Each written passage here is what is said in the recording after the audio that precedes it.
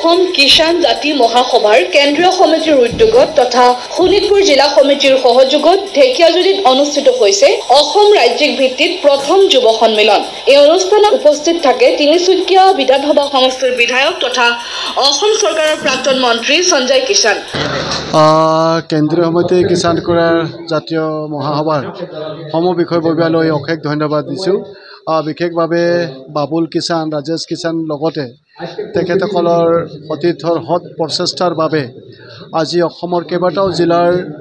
যুৱক যুৱতীসকলে আহি উপস্থিত হৈ বিভিন্ন ধৰণৰ মাৰ্গদৰ্শনৰ জৰিয়তে তেওঁলোকে নিজেই কেনেধৰণৰে এক সুপৰিকল্পিতভাৱে তেওঁলোকৰ নিজৰ শৈক্ষিক জীৱনটো আগবঢ়াই লৈ যাব আৰু এই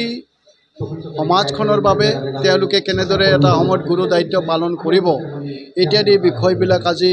পুংখানুপুংখভাৱে ইয়াতে আলোচনা কৰা হ'ল। আৰু লগতে এই যুৱক যুৱতীসকলে ভৱিষ্যত দিনবিলাকত তেওঁলোকে সমাজখনক প্ৰতিষ্ঠা কৰাৰ লগতে নিজকো প্ৰতিষ্ঠা কৰিব লাগিব। তো ব্যৱসায় ক্ষেত্ৰতে হওক, কৃষিৰ ক্ষেত্ৰতে হওক বা অন্যান্য ক্ষেত্ৰখনতে হওক, কাৰিকৰীৰ ক্ষেত্ৰতে হওক কিদৰে আগবাঢ়িব লাগিব তেওঁলোকে এই বিভিন্ন বিষয়বিলাক আজি ইয়াতে আলোচনা কৰা হৈছে। আৰু মই ভাবোঁ যে এই শক্তিশালী পদক্ষেপৰ বাবে নিশ্চিতভাৱে এই যুৱক যুৱতীসকলে যথেষ্ট উপকৃত হ'ব আৰু আগন্তুক দিনত এখন শক্তিশালী সমাজ নিৰ্মাণ কৰাৰ ক্ষেত্ৰত তেওঁলোকে আটাইতকৈ মুখ্য ভূমিকা পালন কৰিব আৰু এখন শক্তিশালী অসম গঢ়াৰ ক্ষেত্ৰতো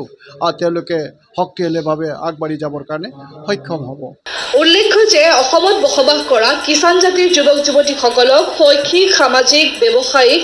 ৰাজনৈতিক প্ৰতিটো দিশতে আগুৱাই নিয়াৰ উদ্দেশ্যেৰে দেওবাৰে ঢেকিয়াজুলি নগৰৰ ত্ৰিমূৰ্তি ভৱনত অনুষ্ঠিত কৰা হয় যুৱ সন্মিলন। দেওবাৰে ঢেকিয়াজুলিত অনুষ্ঠিত হোৱা এই যুৱ সন্মিলনৰ অনুষ্ঠানত অসমৰ কেইবাখনো জিলাৰ কিষাণ জাতিৰ যুৱক যুৱতীসকল উপস্থিত থাকে।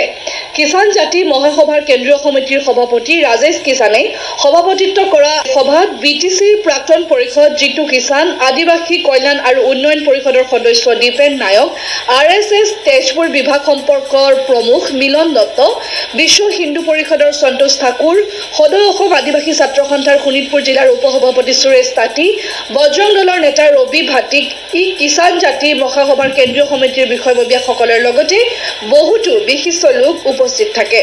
এই অনুষ্ঠানত সকলোৱে সহায় সহযোগ কৰাৰ বাবে উদযাপন সমিতিৰ সভাপতি ৰাজেন কিষাণ আৰু সম্পাদক বিনয় কিষাণে সকলোলৈ কৃতজ্ঞতা জ্ঞাপন কৰে। খুব সুন্দৰ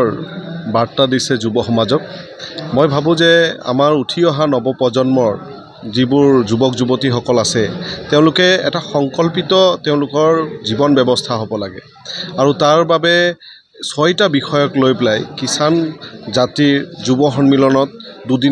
দুদিন ধৰি পেলাই চৰ্চা হৈছে কোনবোৰ দিশত আমি কেনেকৈ সমাজটোক আগুৱাই লৈ যাব পাৰোঁ, য'ত আমাৰ শৈক্ষিক